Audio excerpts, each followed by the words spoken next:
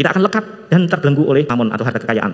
Kalau mamon itu menjadi tuan kita, tapi mamon bisa menjadi pelayan yang baik bagi kita. Kalau kita mau mengendalikan, mau menggunakan mamon itu untuk melakukan peduli dan berbagi, melaksanakan perbuatan cinta kasih untuk kebaikan sama, maka harta benda kekayaan itu akan menjadi pelayan yang baik kalau kita mampu mengendalikan, mampu menggunakannya untuk kemuliaan Tuhan, untuk kebaikan sama. Bacaan pertama tentang kitab Amos itu sebenarnya mau mengingatkan kita untuk berhati-hati. Maka berkali-kali Amos yang senantiasa peduli pada masa sosial itu mengatakan dalam bacaan pertama, celaka yang mengandalkan harta kekayaan, yang lekat dengan harta kekayaan, yang tidak mau peduli, punya kepedulian sosial. Ini celaka. Tapi sebaliknya kita akan bahagia kalau kita memiliki cinta kasih, kemurahan hati, bermurah hati terhadap sesama, punya semangat berbagi, peduli dan perhatian sebagaimana slogan paru kita. Maka marilah kalau kita punya slogan berlian, berbagi, peduli dan perhatian, ini semoga tidak hanya berhenti di slogan, tapi sungguh kita hidupi dalam hidup sehari-hari agar kita menjadi kaya dalam cinta kasih dengan berbagi, peduli dan perhatian. Kami datang sepadu hati.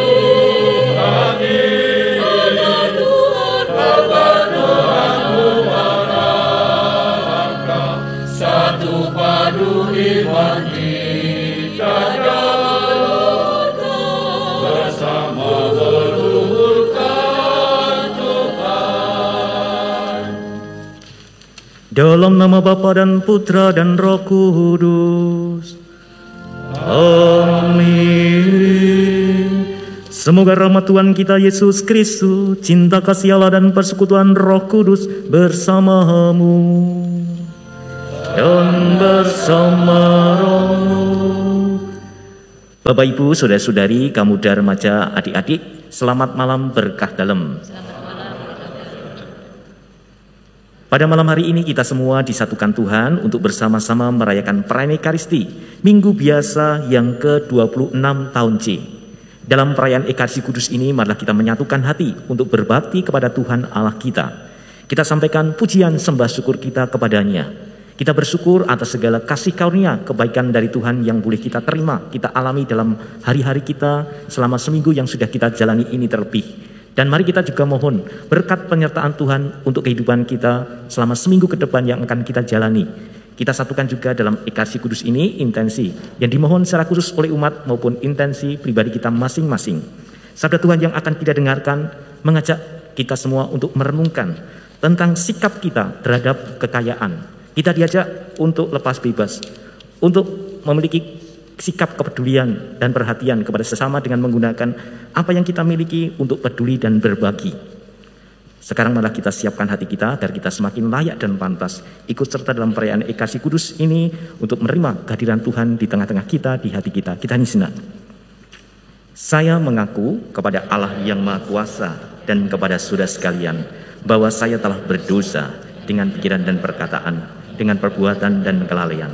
Saya berdosa, saya sungguh berdosa.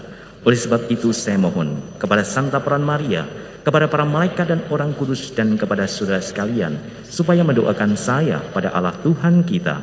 Semoga Allah yang Maha Kuasa mengasihani kita, mengampuni dosa kita dan mengantar kita ke hidup yang kekal. Marilah kita berdoa. Allah Bapa yang Maha Baik, pemilik kehidupan, Engkau memanggil kami kepada kehidupan sejati. Kami mohon, ajarilah kami berbagi milik dengan sesama, agar karenanya kami tidak diperhamba olehnya, melainkan menjadi berkat bagi sesama. Dengan pengantaraan Yesus Kristus Putramu dan Tuhan kami, yang bersama Dikau dan Roh Kudus, hidup dan berkuasa Allah sepanjang segala masa. Amin. Bacaan dari Nubuat Amos. Beginilah firman Tuhan Allah semesta alam. Celakalah orang-orang yang merasa aman di Sion, yang merasa tentram di gunung Samaria. Celakalah orang yang berbaring di tempat tidur dari gading dan duduk berjuntai di ranjang, yang memakan anak-anak domba dari kumpulan kambing domba dan anak-anak lembu dari tengah-tengah kawanan binatang yang tambun, yang bernyanyi-nyanyi mendengar bunyi gambus, dan seperti Daud menciptakan bunyi-bunyian bagi dirinya. Celakalah orang yang minum anggur dari bokor dan berurap dengan minyak yang paling baik, tetapi tidak berduka karena hancurnya keturunan Yusuf. Sebab sekarang mereka akan pergi sebagai orang buangan di kepala barisan, dan berlalulah hiruk-pikuk pesta orang-orang yang duduk berjuntai itu. Demikianlah sabda Tuhan. Pujilah Tuhan, hai jiwaku. Pujilah Tuhan, hai jiwaku. Dialah yang menegakkan keadilan bagi orang yang diperas, dan memberikan roti kepada orang yang lapar. Tuhan membebaskan orang-orang yang terkurung. Pujilah Tuhan, hai jiwaku. Tuhan membuka mata orang buta. Tuhan menegakkan orang yang tertunduk. Tuhan mengasihi orang-orang benar. Tuhan menjaga orang-orang asing. Pujilah Tuhan, hai jiwaku.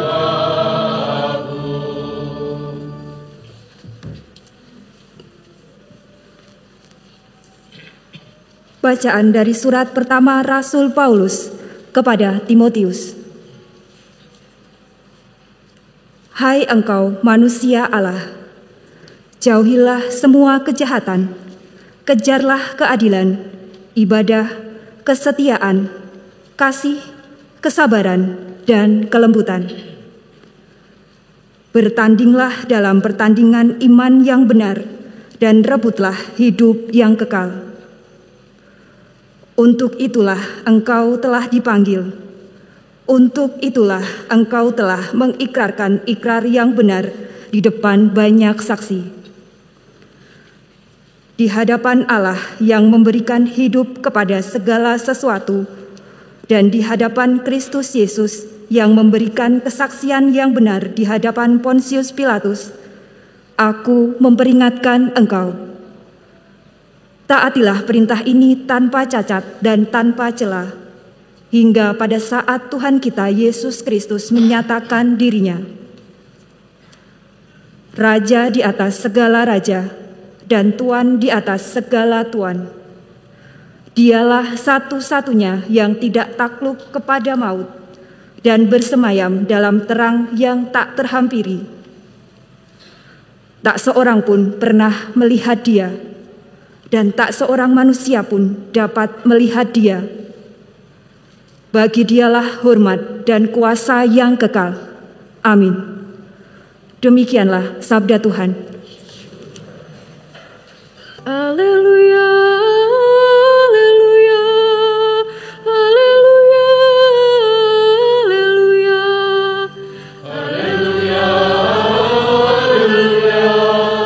haleluya, haleluya. Yesus Kristus menjadi miskin sekalipun Ia kaya, supaya oleh karena kemiskinannya kamu menjadi kaya. Haleluya, haleluya, haleluya, haleluya, haleluya, haleluya, haleluya.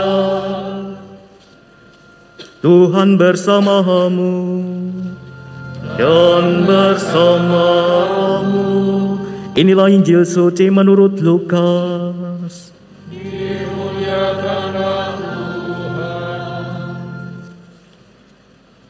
Sekali peristiwa, Yesus berkata kepada orang-orang Farisi, "Ada seorang kaya yang selalu berpakaian ungu dari kain halus, dan setiap hari ia bersukaria dalam kemewahan. Ada pula seorang pengemis bernama Lazarus, badannya penuh dengan borok. Ia berbaring dekat pintu rumah orang kaya itu dan ingin menghilangkan laparnya dengan apa yang jatuh dari meja orang kaya itu. Malahan anjing-anjing datang dan menjilat boroknya. Kemudian matilah orang miskin itu, lalu dibawa oleh malaikat-malaikat ke pangkuan Abraham. Orang kaya itu juga mati, lalu dikubur. Sementara menderita sengsara di alam maut, ia memandang ke atas dan dari jauh dilihatnya Abraham dan Lazarus duduk di pangkuannya. Lalu ia berseru, "Bapa Abraham, kasihanilah aku. Suruhlah Lazarus supaya ia mencelupkan ujung jarinya ke dalam air dan menyejukkan lidahku, sebab aku sangat kesakitan dalam nyala api ini." Tetapi Abraham berkata, "Anak, ingatlah, engkau telah menerima segala yang baik semasa hidupmu, sedangkan Lazarus segala yang buruk. Sekarang di sini dia mendapat penghiburan dan engkau sangat menderita. Selain itu, di antara kami dan engkau terbentang jurang yang tak terseberangi, supaya mereka yang mau pergi dari sini kepadamu, ataupun mereka yang mau datang dari situ kepada kami, tidak dapat menyeberang." Kata orang itu, "Kalau demikian, aku minta kepadamu Bapa, supaya engkau menyuruh dia ke rumah ayahku, sebab masih ada 5 orang saudaraku, supaya ia memperingatkan mereka dengan sungguh-sungguh, agar mereka kelak jangan masuk ke dalam tempat penderitaan ini." Tetapi kata Abraham, "Mereka memiliki kesaksian Musa dan para nabi. Baiklah, mereka mendengarkannya." Jawab orang itu, "Tidak Bapak Abraham, tetapi jika ada seseorang yang datang dari antara orang mati kepada mereka, mereka akan bertobat." Kata Abraham kepadanya, "Jika mereka tidak mendengarkan kesaksian Musa dan para nabi, mereka tidak juga akan mau diyakinkan, sekalipun oleh seorang yang bangkit dari antara orang mati." Demikianlah sabda Tuhan. Terpujilah Kristus. Bapak Ibu, saudara-saudari, kaum muda, adik-adik, semua saja yang dikasih Tuhan dan mengasihi Tuhan, apa kabar? Baik, bahagia aku ikut Kristus ini. Baik, bahagia aku ikut Kristus. Saya senang kalau menjelang homili itu menyapa dengan salam sehat, semangat, sejahtera, jangan lupa bahagia. Semoga kita ini dalam keadaan sehat, semangat, terutama di masa pasca pandemi ini, semangat. Dan juga harapannya kita dalam keadaan sejahtera. Dan yang pasti kita harus bahagia. Tadi bahagia aku ikut Kristus, bukan bahagia karena sebab yang lain, tapi bahagia karena ikut Kristus. Karena Sang Juru Selamat memberi keselamatan bagi kita dalam situasi apapun dan kapanpun. Kita senantiasa bersama Kristus. Kristus menemani kita, senantiasa menguatkan dan memberi jalan keluar dalam situasi seburuk apapun. Saudara-saudariku yang dikasih Tuhan dan mengasihi Tuhan, ada sebuah kisah yang bagi saya menarik. Ini ceritanya, ada seorang anak muda baru saja tamat SMA. Kemudian kembali ke SMA-nya, ke sekolahnya itu untuk mengambil ijazah. Sebut saja nama pemuda itu Topan. Nah, Topan itu singkatannya tampilan oke, pribadi agak naif, TOPAN. Mohon maaf kalau namanya sama, ada yang sama. Topan, tampilan oke, pribadi agak naif. Ini Topan ini baru saja tamat SMA, kemudian kembali ke sekolahnya, ngambil ijazah, ketemu dengan bapak gurunya. Sebut saja gurunya itu Pak Irwan, Ireng Ning Menawan. Ini Irwan. Pak Irwan ini kemudian bertanya kepada si Topan tadi, "Halo Pan, gimana kabarmu?" Topan menjawab, "Baik Pak, sehat, semangat," dan seterusnya. Kemudian karena tahu bahwa si Topan ini mengambil ijazah dan sudah tamat dari SMA, kemudian Pak Irwan itu bertanya pada Topan, "Topan, apa tuh sebenarnya tujuan hidupmu selanjutnya setelah tamat SMA?" Ini Pak Irwan bertanya pada Topan. Topan kemudian spontan menjawab, "Pak," dengan mantap, "Pak, tujuan hidup saya itu 4K," dengan mantap, 4K. Pak Irwan kemudian bertanya lagi, 4K, apa itu 4K? Kemudian si Topan menjelaskan demikian, 4K itu Pak, setelah saya tamat SMA, itu 4K, yang K yang pertama adalah kuliah. Dengan mantap, kuliah. Kemudian, terus apa yang kedua? Itu tanya Pak Irwan. Yang kedua adalah, habis kuliah, kemudian apa? Kerja. Kuliah, kerja. Yang kedua. Yang ketiga adalah kaya. Yang ketiga kaya. Yang keempat apa kira-kira? Kawin. Ini dengan mantap itu tadi, Topan menjawab, 4K selanjutnya itu tujuan hidupnya. Kuliah, kerja, kaya, dan kawin. Ini si Topan mengatakan begitu. Kemudian Pak Irwan kemudian menjawab, berkata demikian, Topan, masih ada kah yang lain yang kamu belum menyebutkan? Wah, si Topan kemudian mulai bingung, loh sepertinya sudah tujuan hidup kaya selanjutnya itu sudah cukup 4 kah tadi. Kuliah, kerja, kaya, dan kawin. Ini kok Pak Irwan mengatakan masih ada yang lain. Apa itu Pak? Dengan bertanya dengan penuh pertanyaan, si Topan tadi bertanya pada Pak Irwan. Pak Irwan menjawab, kah yang selanjutnya adalah kuburan. Nah, ini kuburan. Diingatkan bahwa tujuan hidup selanjutnya itu adalah setelah tadi kuliah, kerja, kawin, kaya, kawin, dan selanjutnya kuburan. Nah, ini kuburan. Dan Topan kemudian kaget tadi, kuburan, oh iya kuburan, nanti saya akan mati. Terus Pak Irwan mengatakan lagi, masih ada yang lain setelah kuburan. Si Topan kaget lagi, loh kok ternyata masih ada yang lain. Apa itu Pak? Penasaran si Topan bertanya.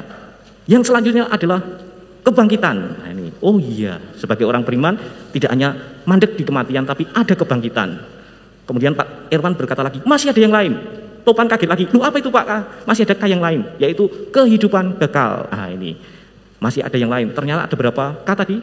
Ada banyak, ada 4 tambah 3 malahan, ditambah 2. Tadi ada, yang pertama tadi kita ingat lagi, kuliah, kerja, kaya, kawin, masih ada kuburan, kemudian kebangkitan, dan kehidupan kekal. Nah, ini masih ada 7 ternyata. Ini Bapak Ibu dan saudara-saudariku yang dikasihi Tuhan dan mengasihi Tuhan, dari kisah pendek tadi yang mau dikatakan bahwa kita pun diajak untuk menyadari bahwa ada kematian. Kita diajak untuk sekali lagi ingat bahwa kita pun semua akan mengalami yang namanya kematian. Kadang orang itu berpikir seolah-olah kematian itu dialami oleh orang lain. Atau kalaupun dialami olehku itu masih jauh, nanti masih jauh. Yang dekat itu yang dialami oleh orang lain, barangkali seperti itu. Padahal kita tidak tahu, barangkali kita duluan dibanding yang lain, kita tidak tahu. Yang pasti kita semua akan mengalami yang namanya kematian. Kuburan tadi bahasanya, mengalami kuburan, kematian. Dan sebagai seorang beriman kita juga harus yakin bahwa masih ada kehidupan setelah di dunia ini. Sebagai orang beriman kita harus percaya bahwa ada kehidupan setelah di dunia ini, jalurnya ada 2 nanti ujung-ujungnya. Kebahagiaan atau celaka kekal. Nah ini, kebahagiaan kekal atau celaka kekal. Inilah yang mesti kita sadari. Kalau sudah kita tahu bahwa oh nanti aku akan mati. Oh setelah mati masih ada hidup setelah kematian, yaitu pilihannya atau yang akan dialami celaka kekal atau bahagia kekal.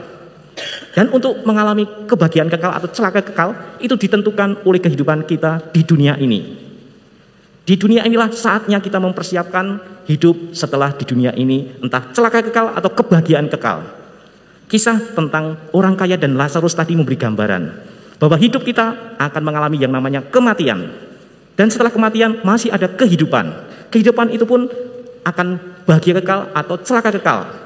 Orang kaya yang dalam bacaan Injil tadi mengalami celaka kekal, sedangkan Lazarus yang miskin tadi mengalami bahagia kekal di pangkuan Abraham bapaknya. Mungkin barangkali kita bertanya-tanya, orang kaya kok mengalami celaka kekal? Yang miskin seperti Lazarus mengalami bahagia kekal. Barangkali, persoalannya apa sebenarnya? Apa karena soal kaya dan miskin? Sebenarnya kalau kita renungkan masalah kebahagiaan kekal atau celaka kekal yang dialami tadi orang kaya dan Lazarus tadi bukan karena kekayaannya. Orang kaya itu mengalami celaka kekal. Lazarus masuk surga bukan juga karena kemiskinannya. Bapak Abraham dalam kisah tadi adalah contoh sebenarnya juga. Contoh pribadi yang kaya ketika hidupnya. Abraham itu seorang yang kaya, ternaknya banyak sekali. Kemudian tanahnya juga luas sekali. Abraham adalah contoh orang yang kaya tetapi mengalami kebahagiaan kekal. Sedangkan dalam bacaan Injil tadi, orang yang kaya tadi mengalami celaka kekal sekali lagi bukan karena kekayaannya. Tetapi karena apa? Karena dalam hidupnya itu miskin cinta kasih. Sekali lagi karena miskin cinta kasih. Dia itu sebenarnya kaya raya tetapi diperbudak oleh kekayaannya, lekat dengan kekayaannya sehingga lengket dengan kekayaannya itu sehingga egois, util, medit, pelit. Nah, tidak mau berbagi dengan yang miskin, yang dekat-dekat dengannya yang miskin seperti Lazarus tadi. Si kaya tadi lekat dengan kekayaannya, dinikmati untuk sendiri, tidak mau peduli dan berbagi. Maka orang kaya dalam bacaan Injil tadi miskin cinta kasih, miskin belas kasih. Inilah persoalannya. Sedangkan Lazarus yang miskin tadi sekali lagi masuk surga bukan karena kemiskinannya, tetapi karena hidupnya itu mengandalkan Allah, percaya kepada Allah, berusaha untuk hidup seturut dengan kehendak Allah. Meskipun keadaan situasi hidupnya itu terbatas, miskin. Orang kaya dalam bacaan Injil tadi tidak disebutkan namanya. Bisa jadi itu kita namanya, kok yang kaya barangkali, atau siapa. Itu bisa kita isi dengan nama kita sebenarnya. Maka kita diajak untuk hati-hati. Hidup di dunia ini menentukan hidup setelah di dunia ini, hidup kekal. Maka mari kita diajak oleh bacaan Injil tadi oleh Tuhan Yesus, supaya kita mempersiapkan hidup setelah di dunia ini dengan sebaik mungkin, dengan kaya cinta kasih, bukan miskin cinta kasih. Allah adalah kasih, inilah Allah yang kita imani. Kalau kita mengimani Allah yang adalah kasih, mestinya kita menghidupi cinta kasih dalam hidup kita. Supaya apa? Supaya kita nanti mengalami kebersatuan dengan Allah yang adalah kasih, mengalami kasih yang abadi, bersatu dengan sang kasih yang sejati, yaitu Allah sendiri. Mari di hidup dunia ini kita juga menjadi kaya cinta kasih, peduli dan perhatian dengan semangat cinta kasih. Maka kalau paroki kita, paroki Kemetiran ini punya slogan, berlian, berbagi, peduli dan perhatian. Ini tidak hanya slogan harapan saya, sungguh-sungguh dihidupi karena semangat cinta kasih. Mau berbagi karena peduli dan perhatian dengan sesama kita. Entah itu yang sama-sama Katolik, entah yang tidak, entah itu siapa saja, terlebih mereka yang dalam bahasa gereja itu ya kecil, lemah, miskin, tersingkir dan berwabel. Kita harus memberi perhatian selebih. Supaya kita menjadi pribadi-pribadi yang kaya cinta kasih, kaya belas kasih. Sudah kaya tapi murah hati, kaya cinta kasih, bukankah sesuatu yang baik? Sebenarnya Injil kali ini itu melanjutkan Injil minggu yang lalu tentang mamon. Mamon, harta benda kekayaan itu akan menjadi tuan yang jahat kalau kita mengabdi kepada mamon. Kita akan lekat dan terbelenggu oleh mamon atau harta kekayaan. Kalau mamon itu menjadi tuan kita, tapi mamon bisa menjadi pelayan yang baik bagi kita. Kalau kita mau mengendalikan, mau menggunakan mamon itu untuk melakukan peduli dan berbagi, melaksanakan perbuatan cinta kasih untuk kebaikan sesama. Maka harta benda kekayaan itu akan menjadi pelayan yang baik kalau kita mampu mengendalikan, mampu menggunakannya untuk kemuliaan Tuhan, untuk kebaikan sesama. Bacaan pertama tentang kitab Amos itu sebenarnya mau mengingatkan kita untuk berhati-hati. Maka berkali-kali Amos yang senantiasa peduli pada masa sosial itu mengatakan dalam bacaan pertama, celaka yang mengandalkan harta kekayaan, yang lekat dengan harta kekayaan, yang tidak mau peduli, punya kepedulian sosial. Ini celaka. Tapi sebaliknya kita akan bahagia kalau kita memiliki cinta kasih, kemurahan hati, bermurah hati terhadap sesama, punya semangat berbagi, peduli dan perhatian sebagaimana slogan paroki kita. Maka marilah kalau kita punya slogan berlian, berbagi, peduli dan perhatian, ini semoga tidak hanya berhenti di slogan, tapi sungguh kita hidupi dalam hidup sehari-hari agar kita menjadi kaya dalam cinta kasih dengan berbagi, peduli, dan perhatian. Kemuliaan kepada Bapa dan Putra dan Roh Kudus, seperti pada permulaan, sekarang, selalu, dan sepanjang segala abad. Amin. Marilah menyatakan misteri iman kita. Berkat-Mu Tuhan kami wartakan, kebangkitan-Mu kami muliakan, hingga Engkau datang. Marilah kita berdoa. Ya Allah, kami bersyukur atas tubuh dan darah Yesus Kristus Putra-Mu yang dibagikan sebagai santapan jiwa kami. Semoga rohnya selalu menjiwai kami untuk selalu rindu akan harta surgawi dan rela hidup berbagi dengan sesama, terutama yang berkekurangan, dengan pengetahuan Kristus Tuhan kami. Amin. Saya sampaikan terima kasih kepada para petugas liturgi, paduan suara, juga organis, operator, kemudian juga podiakon, mesdinar, lektor, kemudian petugas-petugas yang lain, kostet, dan juga petugas-petugas yang lainnya juga dari Pak Kenyot juga terima kasih. Terima kasih juga saya sampaikan kepada Bapak Ibu, saudara-saudari kaum muda remaja yang di gereja maupun di tempat lain. Terima kasih atas kebersamaannya dalam Ekaristi Kudus ini. Sedikit saya menggarisbawahi bahwa mulai bulan depan, perayaan Ekaristi hari Minggu ada perubahan, mohon diperhatikan. Sabtu malam pukul 18 atau jam 6 sore, kemudian hari Minggunya pukul 7 pagi dan pukul 9, dan sore hari pukul 17 atau jam 5 sore.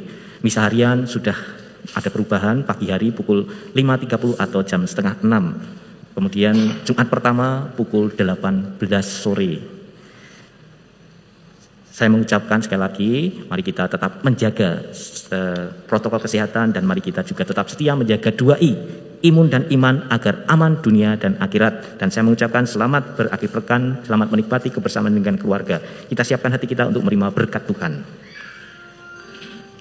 Tuhan bersamamu dan bersama rohmu. Semoga Allah yang Maha Kuasa memberkati saudara sekalian, Bapa dan Putra dan Roh Kudus. Amin. Saudara-saudari, pergilah dalam damai sambil memuliakan Tuhan dengan hidupmu. Syukur kepada Allah.